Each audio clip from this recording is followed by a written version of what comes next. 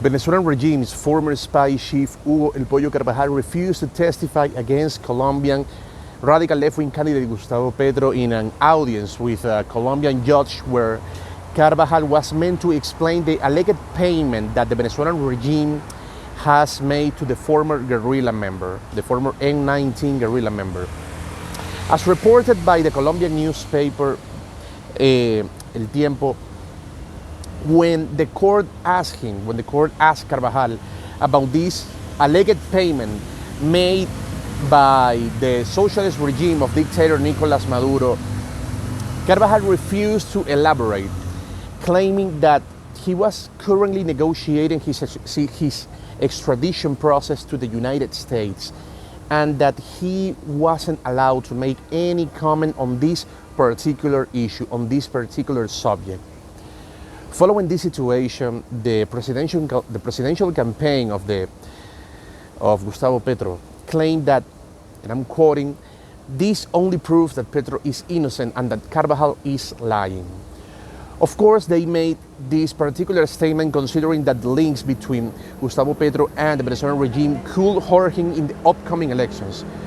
Over the last few years, since the rise of this presidential candidate, there has been many rumors that essentially link the former guerrilla member to the Venezuelan regime.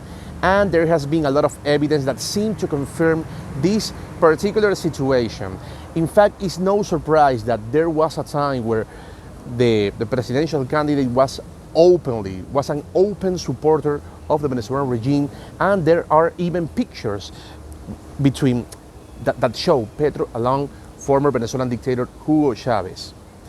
So, on this issue, on the other hand, the former Venezuelan spy chief Hugo Carvajal told authorities in Spain that the Venezuelan regime had a lot of intentions of expanding its influence around the world, being the reason why Caracas allegedly paid a lot of money to different president and presidential candidates all around the world, including, of course, the former guerrilla member in Colombia. As we reported in previous episodes here on Newsweek, Hugo Carvajal revealed that the Venezuelan regime paid a lot of money to Spain's extreme left-wing political party Podemos. It paid a lot of money to Podemos to create this political party. And on the other hand, the Venezuelan regime even paid a lot of money to put the former president of Argentina, Néstor Kirchner. And of course, it also contributed with the five-star movement in Italy, which eventually turned into government by paying a lot of money. Allegedly, this is the same situation with Gustavo Petro. Allegedly.